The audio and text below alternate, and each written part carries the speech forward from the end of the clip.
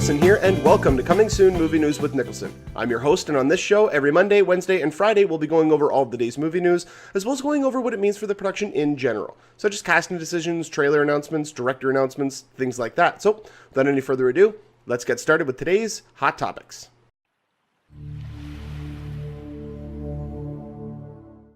Reports started coming out Friday night that Roberto Orci, the longtime screenwriter of the last two Star Trek movies, as well as Transformers franchise and several other franchises out there, he had been handpicked to, well, not necessarily handpicked, but he was the one who was chosen to direct the upcoming Star Trek 3. Well, on Friday night, news came out apparently that he has dropped off the project. Now, questions have been coming out as to whether or not he dropped off, whether or not Paramount kicked him off. Rumors started coming out via Badass Digest that the main problem was with the script, that apparently the main storyline that they were going with Star Trek 3 was going to involve another time travel device, and it was going to be something that both the Enterprise, the Vulcans, and a new alien race would all be vying to get. Vulcan wanted basically to reset the past and not have their planet be destroyed. This would also have allowed the rumored, actually, I think it was actually confirmed appearance by William Shatner as Old Kirk, and that's how that would have fit in. And when that news came out, there were a lot of theories as to how that would work, whether or not it was necessary. I was kind of, hit or miss with it. I didn't mind it. I thought it would be kind of nice, to see Kirk and Spock back on screen if they were to do something like that. Also having Chris Pine and William Shatner interact as two different versions of Kirk, I thought would have been really cool, but it would have distracted from the plot, I find. There were a lot of weird elements to it. It could have worked. There's always a way that something can work. But whether or not it's the right choice was, I think, one of the biggest decisions that they were having to make. And the rumor was that the script was the issue, and it had to deal with all that stuff. Apparently, though, on, I believe it was a Deadline post in the comment section, Roberto Orci himself started answering questions. It was basically like a back and forth. And one of the things that he did bring up on there was that time travel was never a part of it. I don't know how accurate that is, because he has been affirmative about a lot of things in the past. Basically, like when he said, this is just a rumor. This is, it came out of nowhere. He's not playing Khan. Khan is not in our movie. And lo and behold, it became that Benedict Cumberbatch was playing Khan. And we all knew that from the beginning. But the fact that he's coming out and saying, no, this isn't it, that holds no weight anymore, because he's already blatantly lied. And whether or not it was just a way to keep the secrecy of that project, even though everybody already knew it, it was failed from the beginning, but it was a way to keep that shroud of secrecy. But it backfired. And I don't, right now I'm conflicted with this, because I don't know if he would try doing that again, because of how badly it backfired on him. And so a lot of people have been very happy with this news that he's off the project. I, for one, am, in terms of a visual style, I have no way of knowing what his visual style would have been, because he's never directed anything before, not even a short film, not a commercial, nothing. That being said, he was one of the people who was most adversed in this new Star Trek universe. He knew everything about it because he wrote it, he created it, he developed it. So there was a lot of, back and forth. I still like the fact that he's staying on as a producer, because he can at least guide the project in the right direction. Whether or not the script was the fact issue is still up in the air. I mean, that's the only thing that I can think of that would cause a director to drop off at this stage in the game when they're looking at shooting the movie next spring. I mean, they're trying to get the movie out in summer 2016 to coincide with the 50th anniversary of the original Star Trek television series. So Paramount right now is putting this thing into overdrive, and they're trying to get this movie out, and that to me is the wrong choice, because they did the exact opposite with Star Trek Into Darkness. They wanted that movie out, I think, in 2011 or 2012. And he said no. J.J. Abrams said, no, I'm not putting it out then, because that means we're going to be rushed. We have a deadline that we have to meet, instead of creating a new story that seems genuine, that doesn't seem forced. It seems that we need to hit point A, point B, point C, and actually being able to create a new story. While I'm one of the people who liked Star Trek Into Darkness, I can understand why a lot of people didn't. There are elements of the movie that didn't work for me, but overall the film really did work for me. If they had have started off the advertising with saying that he was Khan, I think that would have changed a lot of people's opinions. But the fact that they tried to keep that a secret was, I think, a big deterrent for a lot of people. So now we come to the point where we're going to be talking about who's going to direct the movie and who would we like to see direct the movie. So far, the only name that's been put out there is Edgar Wright. And while I do, like, there's reasons why that is. And I'll put up this picture here. There's a lot of people out there that don't know about this, but Edgar Wright actually directed a shot in Star Trek Into Darkness. He directed one of the shots during the attack on Kronos. And so that's where I think a lot of this rumors and speculation have come from, unless there is actual sources out there that are talking about the fact that he is being eyed for the role. I still don't know. I think it's up in the air. I think Edgar Wright right now is in a position where he's being connected to a lot of different projects. So I don't know how, actually the next project I'm going to be talking about is also connected to Edgar Wright. So I don't know how legitimate that is, outside of the fact that he already has a connection to the Star Trek movie universe. So that could work. I personally think that while Edgar Wright would be a good choice, I don't think he'd be the right choice, because Star Trek is not the type of franchise that you want to add too much comedy in. Even though the first two movies did have a fair share of comic relief, they were still inherently serious stories. And I think that Edgar Wright coming on board this would... Now, this is just my opinion based on his previous filmography, but I think he would bring a little bit too much levity and too much comedy to this movie. When this is going to be the third film in this new trilogy, I think the stakes have to be even higher. After the way that they ended Into Darkness, they are now on their mission to explore strange new worlds. You know, I mean, so there are a lot of possibilities. It's one of the reasons why I hope they don't retread things that they've already done, because now they are able to explore whatever they want. You know, they could bring in any race that they want to from the old shows and put a new spin on them. We've already seen what they're wanting to do with the Klingons. We know that that's more than likely where it's going to end up going, is that the Klingons are going to be the main villains in the third film. And I would like that, because this new version of the Klingons, I really like the fact that they are a intense warring race. They're not... They almost looked a little comical on The Next Generation, and even before on the original series when there was barely anything to them. But I like what J.J. Abrams did with them. They look menacing, they look mean, they look evil, they look unflinching, and I think that's a really great way for the series to continue. Whether or not that's the case is still another story. The person I would like to see come back is the person who was originally rumored to take over the director's chair, which is Joe Cornish. Joe Cornish directed Attack the Block. He also co-wrote the original version of Ant-Man with Edgar Wright. So, and if you watch Attack the Block has some comedic sensibilities throughout the movie, but it's inherently almost like a sci-fi horror film. You know, it's got action elements in it. I mean, I think it could really work. I think his sensibilities could work as long as you surround him with the right people. The best visual effects supervisor, the best costume designers, make sure that the camera is devoid of lens flares.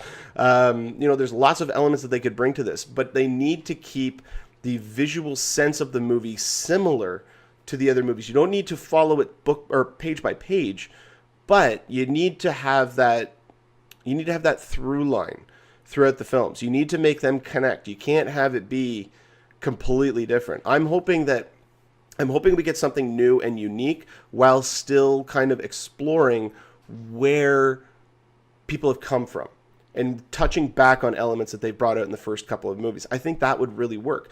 And it all depends on whether or not they're throwing at the script. We still don't know that. This is so late in the game for them to be making a decision like this. I think that they were hoping and hoping and hoping that everything could work out, and eventually just didn't. But again, outside of the fact that Roberto Orci has dropped off, none of the rest of this is confirmed. We just know that Roberto Orci is not going to be directing Star Trek 3. So let me know in the comment section who you guys would like to see direct the movie, what sensibilities you think they could bring to it, all that kind of stuff. Let me know in the comment section what you guys think. And if we do get more information about this movie, about who's going to direct it, or if they push the release date or anything of that sort, then I will definitely update you guys on here.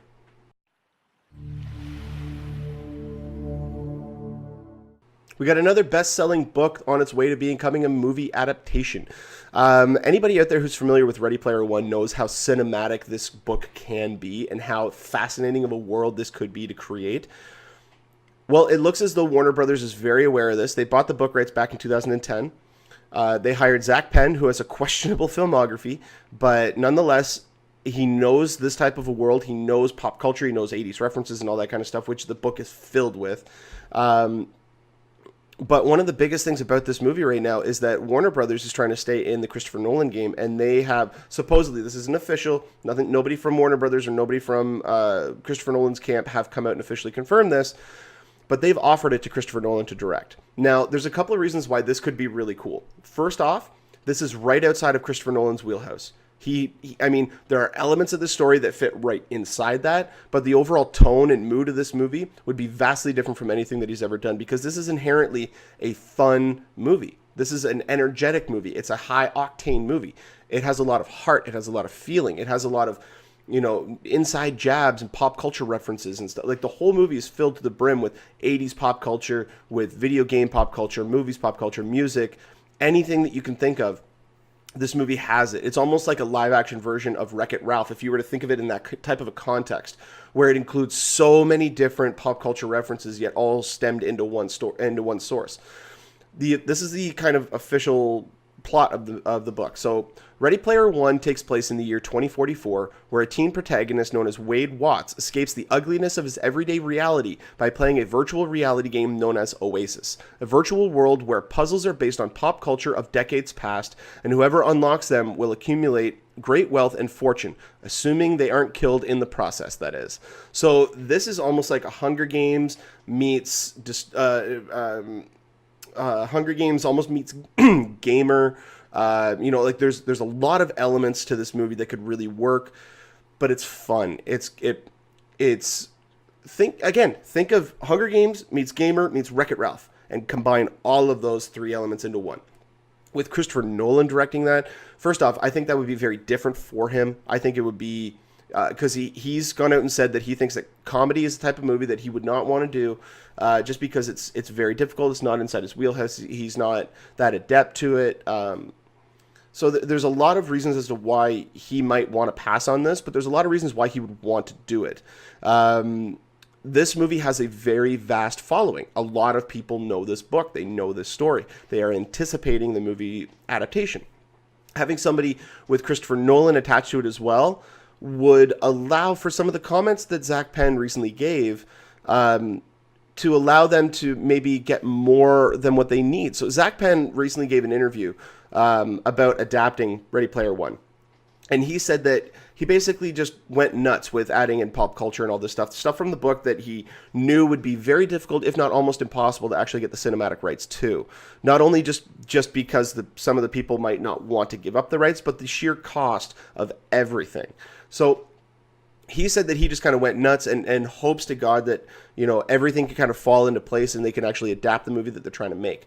Having somebody with Christopher Nolan attached to it, that brings a lot of weight to this project, which means that they'd be more likely not only to sign over the rights, but to maybe reduce the fees so that this could be put in. I mean, if everybody wants to work with Christopher Nolan right now, he is above none. I don't think there's anybody out there right now as much clout in Hollywood as he does. Maybe Steven Spielberg. But as it stands right now, not talking his overall quality of filmography, I'm talking about the amount of clout that he has in Hollywood to basically get what he wants. And I think Christopher Nolan is the type of person where he can pretty much get whatever he wants.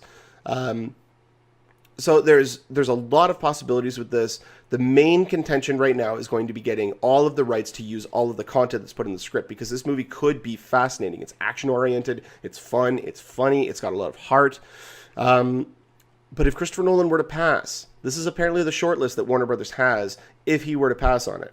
So the other directors are Peter Jackson, Edgar Wright, like I stated on the previous story, Matthew Vaughn, and Robert Zemeckis. Now, Robert Zemeckis is one that they're really liking as well. If Christopher Nolan drops out or decides to pass on it, they're going to go to Zemeckis first, because a lot of his movies from the 80s and early 90s would be included as the pop culture references, such as, Back to the Future, Who Framed Roger Rabbit, all those types of movies. So he would be the first person to consider. I personally wouldn't want him to direct it, because as great as his past movies are, he has kind of lost a little bit of his touch. He's gone to more real world sensibilities. He's gone to he dabbled in mocap for a while, and the Uncanny Valley kind of made sure that he wasn't going to be a part of that for a bit until they actually worked up on it. But his last movie, Flight, I was bored by it. I didn't find it very interesting. I didn't think that Denzel Washington deserved to get an Academy Award nomination for that movie. His next movie, though, The Walk, seems pretty interesting, although it might be just another fairly tepid movie, not really anything happening.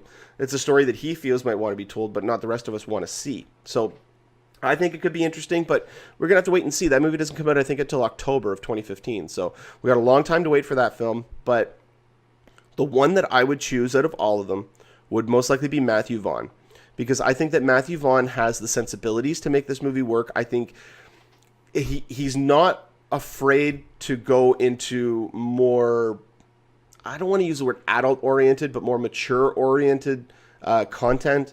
He's not afraid to shy away from blood and all that kind of stuff. Not saying that that's needed. I'm just saying that he's the type of person who's not afraid to show it if it needs to be in there. He also has great comedic sensibilities, but he can also do really great action sequences and really great dramatic content. So I think out of all the choices, to me, he seems like the best fit. Whether or not, I mean, Kingsman coming out is, from what I'm hearing, is incredible. It's off the walls, it's nuts, it's zany. It's, to me, probably the best reference to use for getting him the job on this movie. But even though it's not set in a dystopian world, it's not set in a virtual reality or anything like that, the tone of the film, the action set pieces, and all that kind of stuff, I think could really work for Ready Player One. Again, he would have to tone down his violence, but still not being afraid to use it when it's needed. I think he's the best choice. But let me know what you guys think in the comment section below. Do you think that Christopher Nolan is the best choice to go? Do you think that, Peter Jackson, Matthew Vaughn, Edgar Wright, Robert Zemeckis, or anybody else who hasn't even been listed? Who would you like to see handle the Ready Player One adaptation? Whether or not you think that this movie should in fact be made, I personally do. I think it's a great story. I think it's one that we should see. It's got a lot of cinematic potential. It all depends just on who they get to shepherd the project. That's going to be the main thing, because that way we're going to know what type of mood. Are they going to go less comedic, more serious? Are they going to go more comedic, less serious? What are the causes that they're going to do with this movie? Let me know in the comment section below whether or not you guys think that any of these choices are right, or if not, who would you choose? And if we do get more information about Ready Player One, I will definitely update you guys on here.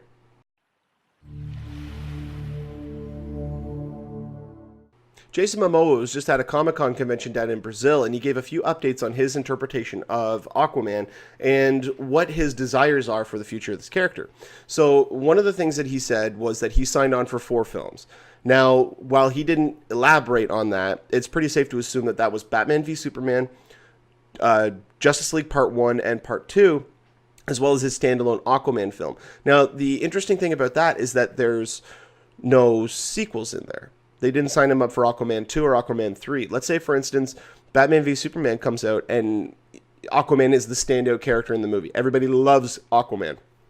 Well, then, if Warner Brothers decides to go ahead and do Aquaman 2 and Aquaman 3, they need to re-sign him for those 2 movies. And he could come out and say, I want $15 million per film. Now, Warner Brothers is the type of company where they're in the situation to pay the actors whatever they need.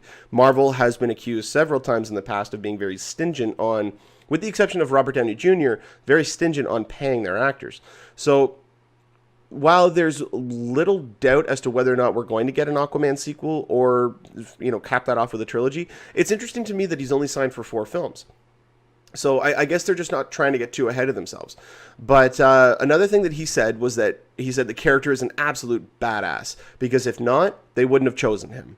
So that, to me, it brings about everything that I've been talking about before with the Aquaman character, especially with Injustice: Gods Among Us. That version of the character is one that I hope that they draw aspects from, because I think that it could be wholly new to what most people expect when thinking of Aquaman. Those of you who are aware of Aquaman, he's the laughingstock of the DC universe. For a while, at least, he was. They've really retooled him in the New 52. He's a very badass character. He could go toe-to-toe with Superman. Like, he is that powerful. He is that strong. And not only that, he's the king of the 7 seas. He's the king of Atlantis. So, I mean, Arthur is the type of character where you really need somebody who can hold their own, somebody who is vastly intelligent, but also vastly physically imposing. And I think Jason Momoa was the right cast. I'm so happy that he got cast in the role. I've been championing him for a long time. The one thing that he came out and said, though, that was a little weird, I mean, well, not weird, just considering his current slate, is that he wants Zack Snyder to direct Aquaman, and Zack Snyder just can't direct Aquaman. He's got Batman v Superman coming out in 2016, and then he's directing both parts of Justice League 1 and 2, and those movies come out in 2017 and 2019. Aquaman comes out in 2018. So it's right smack dab in the middle. He can't do it. Zack Snyder would die. I mean, he would die. He wouldn't be able to survive that filming schedule. Now, it took me a long time to think about who I would like to see as a director in this movie, and I wanted to go unconventional. I wanted to go somebody who people haven't really been talking about all that much. And one of the top choices that came to me when thinking about what are the core aspects of Aquaman, you've got to have really great character sensibilities, but a character that fits within a supernatural type world or a fantasy type world. You want to have really cool sci-fi tropes, but that can most likely work in a real world scenario. They're probably going to be a little bit more fantastical, but you want them to work in a real world scenario. And again, going just based off of, you don't necessarily need somebody with action experience. You just need somebody who is great at telling a story, who's great at developing characters, and surround them with the right people. The one choice, or I came up with two choices, but the one that stood out to me that I think would be a really unique and interesting choice for this movie would be Andrew Niccol. Andrew Niccol has directed such movies as Gattaca. He's recently directed In Time. He did The Host, which wasn't good at all. And he's had some misses in the past, but I mean, just looking at, he wrote The Truman Show. You know, I mean, this guy has really great sensibilities with character, dealing with science fiction. I love Gattaca. Anybody out there who hasn't seen Gattaca, it's not an action film, but it is a really great science fiction film. It's with Ethan Hawke, Uma Thurman, and Jude Law. This was one of Jude Law's earlier performances as well.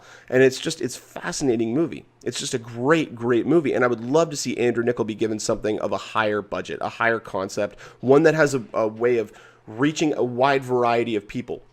Because I think that a lot of the movies that he's done, In Time, to me, had a lot of great things going for it. There were certain elements in the movie that could have been executed better, but for the most part, I really enjoyed In Time. I just really think that he needs, or not necessarily needs, but he could work really well in this type of environment. I personally think that. I think that he would do a really good job with this movie. It's all going to depend on which of the two scripts they're actually going to go with, because let's not forget, Aquaman is the movie that Warner Brothers has commissioned two separate scripts to be made for it. And they're just going to choose either which one works best, or they're going to pick and choose from the two and combine them into one movie. I think that's a bad way to go. I think you get a storyline that you like. Maybe you have a couple of pitches, and then you find the right pitch, and then you get a couple of guys to go ahead and write that movie. So there's a lot going around with it, whether or not they would be able to do it right or anything like that. The other person I wouldn't mind seeing, just to be getting a little bit of redemption, because the last couple of movies he's done haven't been overly well received, is Gore Verbinski. Gore Verbinski has a lot of experience working on water sets, working with aquatic action and the like. So I think he could bring a really great sensibility to it. He can bring a sense of grandeur to the movie. He can make it seem almost larger than life, which is what the character of Aquaman really needs.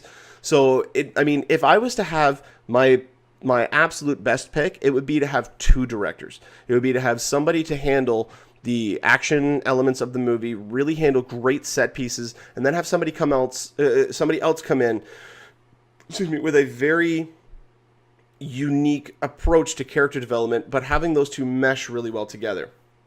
I think that would be really cool. I think having two distinct viewpoints on the same story, I think, could be really intriguing. While Aquaman, though, is the type of project that I don't think Warner Brothers would risk doing something like that. This is going to be a mammoth production. This is going to be easily a $160, $170 million movie. So I don't think that they would risk doing that with this movie. I want to see more of that. I want to see, not necessarily brothers, but two directors being a part of a movie, because I think that could really work well. Not necessarily saying one handles the action, one handles the character, but two directors more often than not can work out really well for a project. I mean, just the couple that I can think of off the top of my head, you got the Russo brothers, you got the Coen brothers, you got the Duplass brothers, you've got even though one of them's not necessarily a director, but you've got Christopher Nolan and Jonathan Nolan.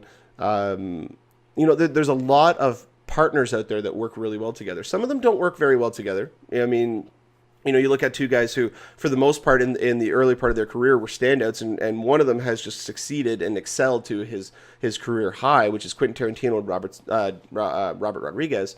When they've collaborated on things in the past, it has been really good. I mean, Grindhouse was whatever you want it to be. I was okay with Planet Terror. I didn't really care for Death Proof all that much, but I personally would like to see them do something like that. I want to see Warner Brothers really do something cool and unique with their DC Cinematic Universe. Step away from the mold that Marvel has set up and really take it in your own direction. I think they could do that with doing something like this. Get a really unique vision of a movie, a vision of a character, and you can do that with two directors. Now, whether or not it would work is completely up in the air. This is just speculation that I have.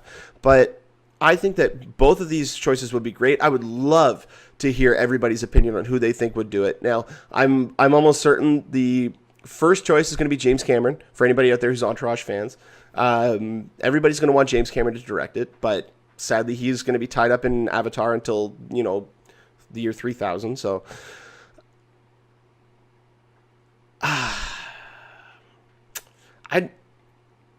I don't know who I want to direct. I want somebody outside the box. Andrew Niccol to me would be great. Gore Verbinski to me would be great.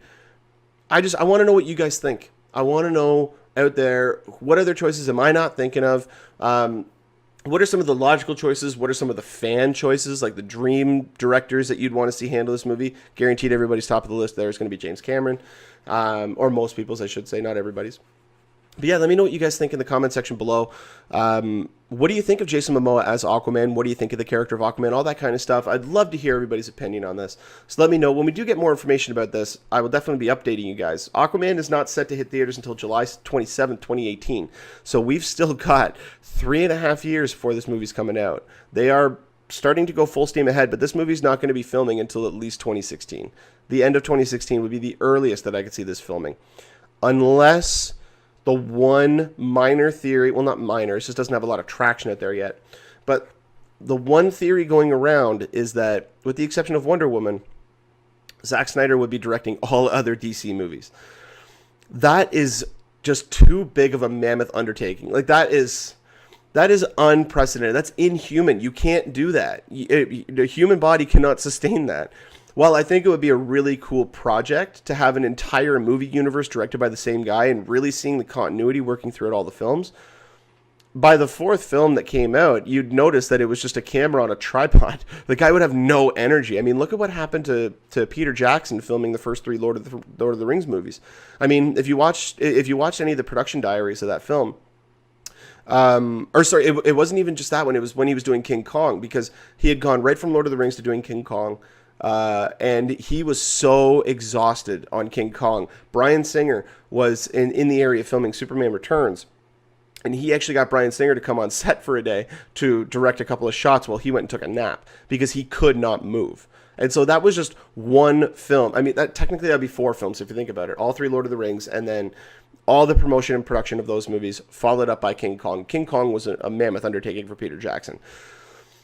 So there's a lot of ways they could go about it, but if we do get more information about this topic, I will definitely update you guys on here. Now, just before I go, I wanted to let everybody know to check back on Wednesday's episode, because we're going to be getting tomorrow the first debut trailer of the new Dwayne Johnson movie San Andreas, which is about a massive earthquake.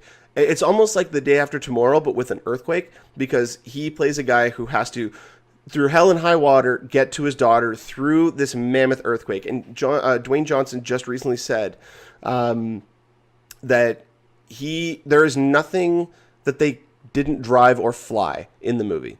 So he literally will take anything that he can. But I'm really excited to see the high-octane action that this is going to bring about. I hope that this is a big, big event disaster film. That's my hope for it. So we're going to be breaking down the trailer on Wednesday's episode, so definitely check back for that. But also just check out our Facebook page at facebook.com/movie news with Niklsun for any updates on any of those movies. So, but when it comes to Aquaman, if we do get any more information about this topic, I will definitely update you guys on here.